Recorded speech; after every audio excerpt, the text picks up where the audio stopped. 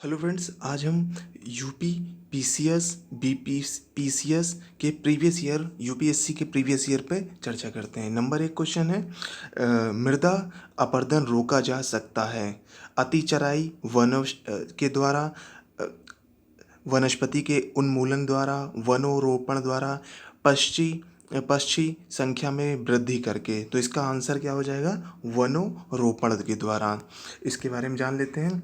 मृदा संरक्षण के अंतर्गत वे सभी उपाय सम्मिलित हैं जो मिट्टी को अपरदन से बचाते हैं और उनकी उर्वरता को बनाए रखते हैं। मृदा अपरदन को रोकने के कुछ प्रभावी उपाय इस प्रकार हैं। वन वृक्षारोपण यानी कि सर्वाधिक सशक्त उपाय, मतलब वृक्ष का रोपण किया जाए, वृक्ष को लगाया जाए। सोपानी अथवा समोच्चरीय रेखीय कृषि, है ना, कृषि का जो आधुनिक है उसके हिसाब से करना। और अतिचारण एवं स्थानांतरित कृषि पर रोक लगाना, जैसे झूम के खेती, मतलब कि अर्थात जंगलों को काट करके जो खेती की जाती है, ऐसे कृषि पर रोक लगाना। मेड़बंदी, मेड़ को बंद करके, इससे क्या होता है कि पानी नहीं बह पाता है। अतः इसका विकल्प जो सी है, वन रोपण द्वारा, वो सही है। अब नंबर दूसरे क्वेश्चन पे आते हैं। मृदा संरक्षण को रोका जा सकता है, मृदा क्षरण को रोका जा सकता है वनोरोपण के द्वारा। क्वेश्चन नंबर 3 पे, फसल चक्र आवश्यक है। फसल चक्र क्यों आवश्यक है? नंबर एक ऑप्शन पे जाते हैं। पादपों में प्रोटीन वृद्धि हेतु, विभिन्न फसलों की प्राप्ति हेतु, मृदा की उर्वरा शक्ति में वृद्धि हेतु, मृदा की नमी को बनाए रखने हेतु। तो इसका आंसर क्या हो जाएगा? फसल चक्र, मृदा की उर्वरक शक्ति में वृद्धि हेतु। इसके बारे में जान लेते हैं। किसी स्थान पर कई वर्षों तक लगातार एक ही फसल को बोने से वहाँ की मृदा में कुछ विशिष्ट पोषक तत्वों की कमी हो जाती है। फल चक्र अर्थात फसलों में परिवर्तन के द्वारा मृदों की उर्वरा शक्ति में वृद्धि होती है तथा साथ ही यह कीट नियंत्रण में भी मदद करता है। इस आते हैं इसके नेक्स्ट क्वेश्चन पे। मृदा संरक्षण में किस संदर्भ में निम्नलिखित प्रचलित पद्धतियों पर विचार कीजिए? शास्यवर्तन, फसलों का हेरफेर, बालू का बाड़, वेदिका निर्माण, टेरेसिंग, वावरोध। तो इसका आंसर क्या हो जाएगा? सी, 1, 3 और 4। इसके बारे में जान लेते हैं। मृदा संरक्षण के संबंध में प्रचलित पद्धतियों में शास्यवर्तन, वेदिका निर्माण, वायुरोध को भारत में उपयुक्त माना गया है। नेक्स्ट क्वेश्चन पे जाते हैं। भारत में लवणीय मृदा का सर्वाधिक क्षेत्र है, तो कहाँ पर है? गुजरात में। लवणीय प्रभावित मृदाओं का सर्वाधिक क्षेत्रफल वाला राज्य कौन सा है? अभी हमने बात की गुजरात। उसके बाद नेक्स्ट क्वेश्चन पे जाते हैं। मृदा का लवणीभवन मृदा में एकत्रित सिंचित जल के वाष्पीकृत, जो सिंचित जल होता है उसके वाष्पीकृत होने से पीछे छूटे नमक और खनिजों से उत्पन्न होता है। सिंचित भूमि पर लवणीभवन का क्या प्रभाव पड़ता है? यह कुछ मृदाओं को अपारगम बना देता है, यानी अधिक शक्त, मतलब एक तरह से। तो इसके बारे में जान लेते हैं। मृदा का लवणीकरण यानी सैलाइन बिल्डिंग, मृदा में एकत्रित सिंचित जल के वाष्पीकृत होने से पीछे छूटे नमक और खनिजों से उत्पन्न होता है। सिंचित भूमि पर लवणीकरण भवन होने के कारण मृदा अपारगम बन जाती है। क्वेश्चन पे जाते हैं। मिट्टी में खारापन एवं क्षारीयता की समस्या का समाधान क्या है? शुष्क कृषि विधि, नंबर बी है। खेतों में जिप्सम का प्रयोग, वृक्षारोपण, समोच्च रेखाओं के अनुसार। तो इसका आंसर क्या हो जाएगा? खेतों में जिप्सम। इसके बारे में जान लेते हैं।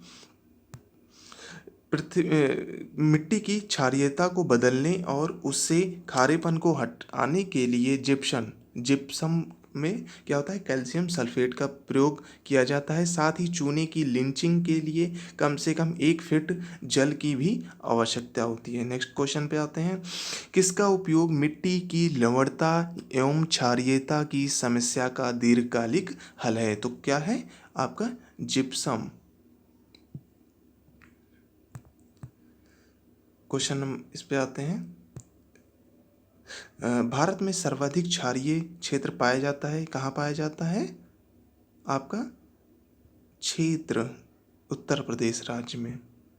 नेक्स्ट क्वेश्चन है, पौधों को सबसे अधिक पानी किस मिट्टी में मिलता है? किस में मिलता है?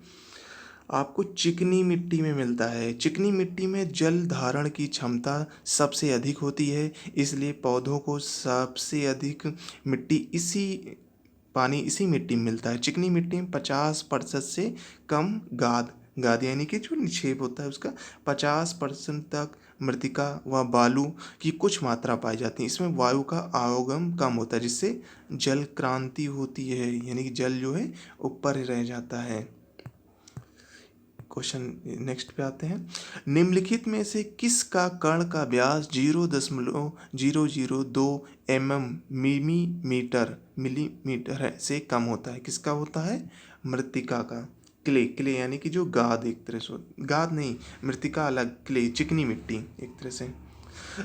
मृत्तिका का व्यास 0.002 मिलीमीटर से कम होता है, जबकि गाद का व्यास 0.002 मिली से 0.06 मिली के मध्य तथा महीन बालू या रेत का व्यास 0.06 से मिमी से 2 के मध्य होता है।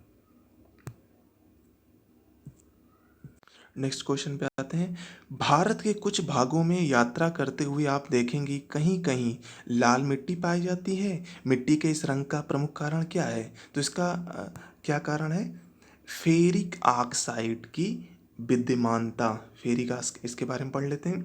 लाल मिट्टी का निर्माण जलवायविक परिवर्तनों के परिणाम स्वरूप रवेदार एवं कायांतरित सेलों के विघटन या वियोजन से होता है। इस मिट्टी में सिलिका एवं आयरन की बहुलता पाई जाती है। क्या पाई जाती है? बहुलता पाई जाती है।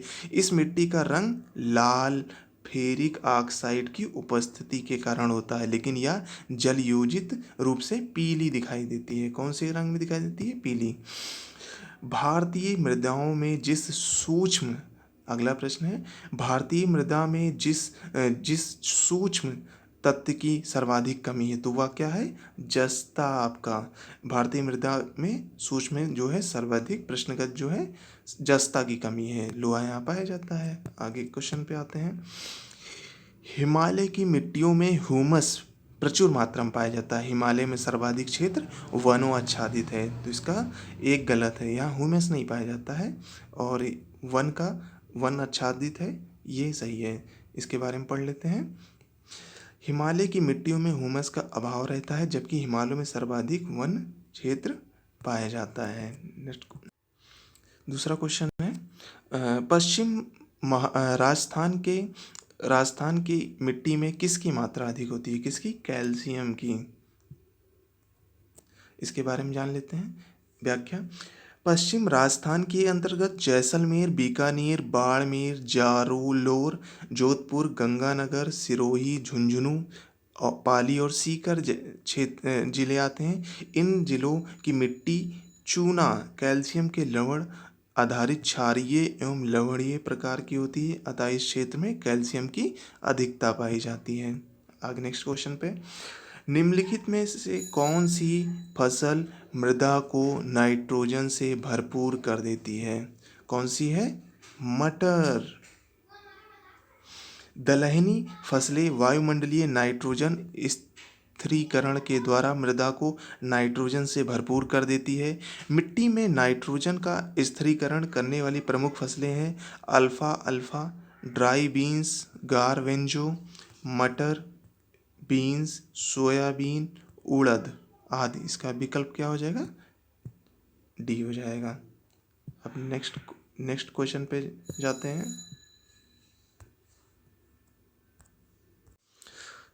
नेक्स्ट क्वेश्चन है, भारत में सबसे अधिक उपजाऊ मृदा कौन सी है? कौन सी है? जलोढ़ मृदा भारत में सबसे अधिक उपजाऊ मृदा है। इसमें नाइट्रोजन की मात्रा कम होती है। जलोढ़ मृदाएं मूलतः हिमालय के निक्षोभों से बनी होती हैं। भारत में सबसे बड़ी मिट्टी का वर्ग है कौन से? कछारी मिट्टी का। इसके कछारी मिट्टी अर्थात जो जलोढ़ मिट्टी होती है, सर्वाधिक क्षेत्र में पाई जाने वाली महत्वपूर्ण मिट्टी है। यह मिट्टी देश के 40% भागों में लगभग 15 लाख वर्ग किलोमीटर क्षेत्र में विस्तृत है। यह मिट्टी पंजाब से असम तक के विशाल मैदानी भागों के साथ साथ नर्मदा, ताप्ती, महानदी, गोदावरी, कृष्णा और कावेरी घाटियों में फैली हुई है। नेक्स्ट क्वेश्चन पे जाते हैं। गंगा के मैदान की पुरानी कछारी मिट्टी कहलाती है, क्या कहलाती है? बांगर। गंगा के मैदानों की पुरानी कछारी मिट्टी को बांगर कहा जाता है। इनकी स्थिति बाढ़ की पहुंच से परे कुछ ऊंचाई पर होती है। इन मिट्टियों का रंग पीला रक्त आभ भूरा यानी पेल रेडिश ब्राउन पाया जाता है। नेक्स्ट क्वेश्चन में जाते हैं। निम्नलिखित में से किस प्रकार की मृदा की जल धारण क्षमता सबसे अधिक होती है? किसकी होती है? बलुई, दोमट। दोमट बलुई मिट्टी, अलुवियल सैंड सॉइल इसे कहा जाता है अंग्रेजी में, कि जल धारण क्षमता सबसे अधिक होती है क्योंकि इसमें रवेदार भारी मात्रा में एवं बड़े होते हैं जो कण होते हैं। नेक्स्ट क्वेश्चन है। दुमटी लोम मिट्टी में मिट्टी का कौन सा कण मिलता है? कौन सा कण मिलता है? बालू कण भी मिलता है, चिकना कण भी मिलता है, पांशु कण भी मिलता है। तो इस प्रकार इसका जो है डी ऑप्शन सही हो जाता है। Next question. निम्नलिखित कथनों में कौन लेटेराइट मिट्टी के लिए सही नहीं है? तो इसमें से कौन सा सही नहीं है? पहले नंबर पे वे आर्द्र अपलाक्षित प्रदेशों की मिट्टियां हैं, वे बहुत ही अपलाक्षित मिट्टियां हैं, उनकी उर्वरता कम होती है, उनमें चूना प्रचुर मात्रा में पाया जाता है। तो इसमें कौन सा सही हो जाएगा? उसमें चूना प्रचुर मात्रा में पाया जाता है, लेटराइट मिट्टी में नहीं। तो इसमें मिट्टी में चूना नहीं पाया जाता है। लेटराइट मिट्टी में नाइट्रोजन, फास्फोरिक अम्ल, पोटास, चूना और कार्बनिक तत्वों की कमी पाई जाती है। नेक्स्ट क्वेश्चन पे जाते हैं। भारत में निम्नलिखित में से कौन सा मृदा प्रारूप लोहे का अतिरेक होने के कारण अनुर्वर होता जा रहा है? तो कौन सा हो जा रहा है? लेटराइट। इसके बारे में जान लेते हैं। उपयुक्त मिट्टियों में केवल लेटराइट में ही लो ऑक्साइड पाया जाता है। स्पष्ट है लेटराइट मृदा लोहे का अतिरिक्त होने के कारण अनुर्वर होती जाती हैं। नेक्स्ट क्वेश्चन है। पश्चिम बंगाल की तुलना में आंध्र प्रदेश के शुद्ध रोपित क्षेत्र की उसके कुल क्षेत्रफल में प्रसिद्धता कम है। और दूसरा स्टेटमेंट है अधिकांश आंध्र प्रदेश की मृदा मखराला लेटराइट प्रकार की है। तो इसमें कौन सा सही होगा? सी। इसमें क्या है? मखराला प्रकार की नहीं है। तो इसके बारे में जान लेते हैं क्यों नहीं है। प्रश्न काल में पश्चिम बंगाल का शुद्ध रोपित 2006 में आईएएस का पेपर है। प्रश्न पश्चिम बंगाल का शुद्ध रोपित क्षेत्र नेट सोन एरिया लगभग 60% था, जबकि आंध्र प्रदेश का रोपित क्षेत्र 40% था। क्योंकि 2014 में आंध्र प्रदेश में एक तेलंगाना राज्य अलग गठन हुआ। 2 जून को तेलंगाना राज्य का गठन हुआ, 2 जून 2014 को। लेटराइट मिट्टी भारी वर्षा वाले क्षेत्र में अपलक्षण से निर्मित होती है या भारत में केरल, पूर्वी तमिलनाडु के छोटे से भाग में, उड़ीसा, छोटा नागपुर पठार, पूर्वोत्तर में मेघालय के उत्तरी भाग तथा पश्चिमी घाट पर्वतीय क्षेत्र में पाई जाती है। आंध्र प्रदेश के अधिकांश भाग पर लाल और जलोढ़ मिट्टी पाई जाती है। इस प्रकार आर जो है सही नहीं है। नेक्स्ट क्वेश्चन पे जाते हैं। लेटराइट मिट्टी मिलती है, तो लेटराइट मिट्टी कहाँ मिलती है इसके बारे में जान लेते हैं। लेटराइट मिट्टी भारत के 1.26 लाख वर्ग किलोमीटर क्षेत्र पर विस्तृत है। इसका सर्वाधिक विस्तार जो है कहाँ पे है? केरल राज्य में, जो है मालाबार तटीय प्रदेश में, और इसके बाद महाराष्ट्र में। चूंकि विकल्प में केरल नहीं, इसलिए क्या आंसर होगा आपका? महाराष्ट्र आंसर होगा। झारखंड में काली मिट्टी, नेक्स्ट क्वेश्चन है, झारखंड में काली मिट्टी कहाँ पाई जाती है? तो ये आपका कहाँ पाई जाती है? राजमहल की पहाड़ी प्रदेश में। राष्ट्रीय आपदा प्रबंधन संस्थान की रिपोर्ट के अनुसार झारखंड में काली मिट्टी राजमहल क्षेत्र में पाई जाती है। नेक्स्ट क्वेश्चन पे जाते हैं। निम्नलिखित कथनों में कौन सा सही नहीं है? काली मिट्टी का स्थानीय भाग भाषा में रेगुर कहा जाता है, ये आपका सही है। क्रिप्स के अनुसार रेगुर मिट्टी अनिवार्य रूप से एक परिपक्व मिट्टी होती है, सही बात है। काली मिट्टी में आर्द्रता, नमी धारण करने की शक्ति मतलब अधिक होती है, तो ये एकदम सही है। जो उर्वरक क्षमता है काली मिट्टी में भी अधिक होती है नमी के कारण। और काली मिट्टी हिमालय क्षेत्र में नहीं पाई जाती है, तो इसके बारे में पढ़ लेते हैं। ये गलत आपका हो गया। तो इसके बारे में, काली मिट्टी भारत के दक्कन पठार, साउथ वाले में, एक तरह से मध्य कर सकते हो, साउथ भी कर सकते हो, में लगभग 5.46 लाख वर्ग किलोमीटर में पाई जाती है। इसमें जल धारण की उच्च क्षमता होती है तथा इसमें लौह की मात्रा अधिक पाई जाती है। यह हिमालय क्षेत्र में नहीं पाई जाती है। नेक्स्ट क्वेश्चन है, देश की निम्नलिखित मिट्टियों में से किसे स्वतः कृष्ण मिट्टी कहा जाता है? जो खुद ही मतलब करती है एक तरह से। तो इसमें आंसर क्या हो जाएगा आपका? कपास की काली मिट्टी जो है स्वतः ही कृषि करती है। नेक्स्ट क्वेश्चन है, कौन सी मिट्टी कपास की खेती के लिए उपयुक्त होती है? तो इसमें आपका कौन सी मिट्टी हो जाएगी? काली मिट्टी उपयुक्त होती है। दूसरा नेक्स्ट क्वेश्चन है, लावा मिट्टी पाई जाती है, कहाँ पाई जाती है? ये मालवा के पठार में है। तो इसके बारे में, पश्चिम भारत की काली मिट्टी का निर्माण लावा से हुआ, इसलिए इसे लावा मिट्टी भी कहते हैं। मालवा का पठार इसी दक्कन ट्रैप की काली मिट्टी के क्षेत्र के अंतर्गत आता है। नेक्स्ट क्वेश्चन, मालवा का पठार की प्रमुख मिट्टी है, कौन सी है? काली मिट्टी, क्योंकि यहाँ पे सर्वाधिक मात्रा में पाई जाती है। नेक्स्ट क्वेश्चन है, भारत की निम्नलिखित मिट्टियों में से कपास की खेती के लिए कौन सी सर्वाधिक उपयुक्त है? तो कौन सी है आपकी? रेगुर मिट्टी। रेगुर मिट्टी जो है कपास की खेती के लिए सर्वाधिक उपयुक्त है। इस नेक्स्ट क्वेश्चन है, काली मिट्टी कपास की खेती के लिए उपयुक्त है? बताइए। हाँ हाँ, उपयुक्त है। काली मिट्टी में ही कपास पाया जाता है। दूसरा, उनमें जैव तत्व प्रचुर मात्रा में होता है, ऐसा नहीं है वहाँ पे, ऐसा नहीं है। तो इसका क्या हो जाएगा? जैव मात्रा नहीं पाया जाता प्रचुर मात्रा में। काली मिट्टी के बारे में पढ़ लेते हैं। काली मिट्टी की तीव्र जल धारण क्षमता पाई जाती है। यह भीगने पर ठोस अथवा चिपचिपी हो जाती है और सूखने पर आकुंचित और दरार युक्त हो जाती है। इसे स्वतः जुताई वाली मिट्टी कहा जाता है। पहले भी प्रश्न में आ चुका है। स्वतः जुताई वाली मिट्टी किसे कहा जाता है? काली मिट्टी को कहा जाता है।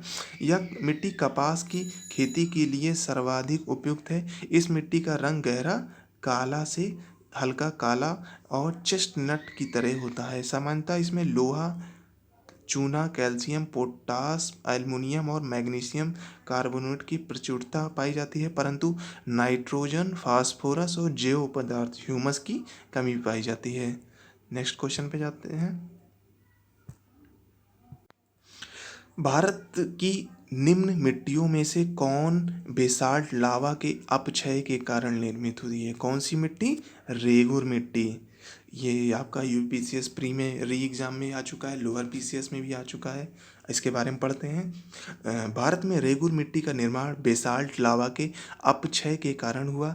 इसे काली मिट्टी भी कहते हैं। ये मिट्टी दक्कन ट्रैप के ऊपरी भाग में, विशेष रूप से महाराष्ट्र, मध्य प्रदेश, गुजरात, आंध्र प्रदेश तथा कर्नाटक में पाई जाती है। नेक्स्ट क्वेश्चन पे जाते हैं। रेगुर किसका नाम है? काली मिट्टी का भी आपने पढ़ा, किसका नाम है? काली मिट्टी। काली मिट्टी को स्थानीय रूप से रेगुर या कपास मिट्टी या उष्ण कटिबंधीय चरनोजेम, ये आप याद रखिएगा, चरनोजेम आदि अलग अलग नामों से जाना जाता है। भारत में इस मिट्टी का विस्तार मुख्यतः महाराष्ट्र और साथ ही पश्चिम मध्य प्रदेश, गुजरात और आदि राज्यों में लगभग 5 लाख वर्ग किलोमीटर में मिलता है। नेक्स्ट क्वेश्चन है, ये आपका लास्ट क्वेश्चन होगा। रेगुर मिट्टी सबसे ज़्यादा मिट्टी कहाँ मिलती है? ये आपका महाराष्ट्र में इसके अनुसार। ठीक है, धन्यवाद।